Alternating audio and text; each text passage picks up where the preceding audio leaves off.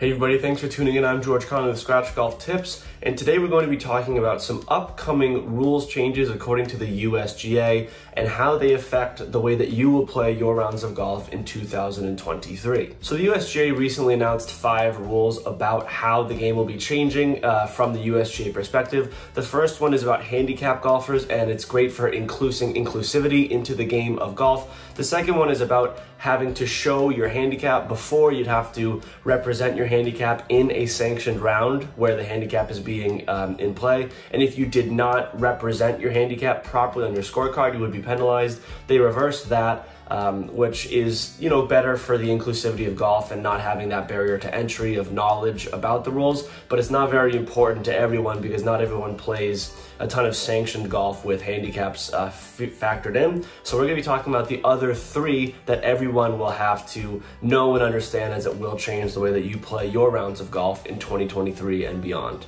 The first one, and a very important one, is a drop being affected by natural forces. So if you remember a few years ago at the Waste Management, Ricky Fowler was on a bank.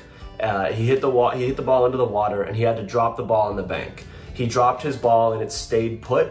He walked up to the green to look at his shot, and then the ball, by natural force, rolled into the water. And before that, he was penalized for that. And then you have to drop one more time and you're still on that bank. They reversed that. So now if your ball is dropped after taking an unplayable lie or you hit it out of bounds, wherever that ball rests, that is where you can place the ball if that ball moves due to only natural force.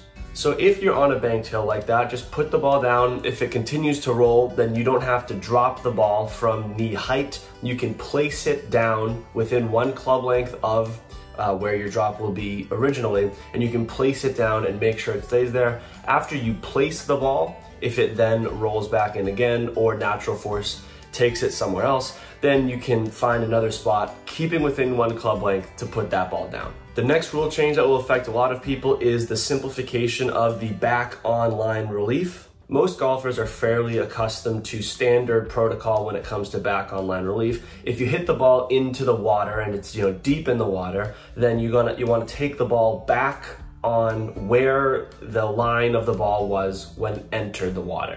Now, before this recent rule implementation, if you were to drop the ball on line and then that ball rolls closer to the hole, you would have to redrop. That wasn't allowed. Now that is not the case. You still have to be at least you have to be within the 1 club length distance from where you're dropping on that back on line drop. But if it rolls closer to the hole, then that's fine. You do not have to redrop. This is definitely a little bit particular because when you're playing a standard round of golf with your buddies, you just want to drop that ball on line and then you're good to go. A lot of people don't go through the hassle of saying, oh, that actually rolled a few inches closer, I need to redrop.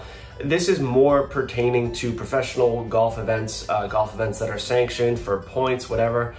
So this doesn't directly affect everyone, but it is good to know. Now, the final rules change that may affect you is the replacement of damaged clubs mid-round. Now, this is an interesting one because not everyone damages clubs mid-round. This definitely pertains more to PGA Tour players, but we've probably all had a moment where we've had a putter dinged up, maybe your driver snaps mid-round, whatever that may be.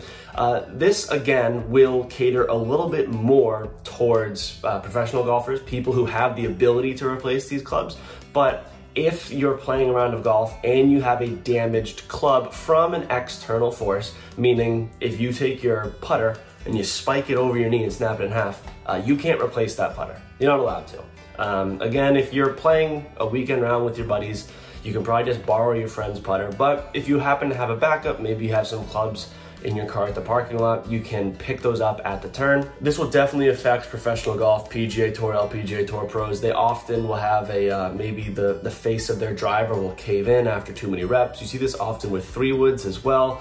Maybe an iron hits a root or something, and a lot of issues happen. Oftentimes, we will see PGA Tour and LPGA Tour players have broken clubs out of frustration. It is important to note that is not forgiven by this rule. You can only replace clubs that are naturally damaged by swinging, hitting a root, or something along those lines. I just wanted to fill you in really quickly on these rule changes, as it is important to know. While all these things might not directly affect your next round of golf, it's important to be up to date on the rules, and maybe it'll help any confusion that you'll have in the future when watching professional golf on the television. Let me know what you think about these rule changes in the comments section below. I'd love to hear your thoughts. If you want to see more content that'll help you grow your confidence on the golf course, then please subscribe to the channel and turn on post notifications so that you're notified every time we post. As always, thank you very much for watching. Play well and take care.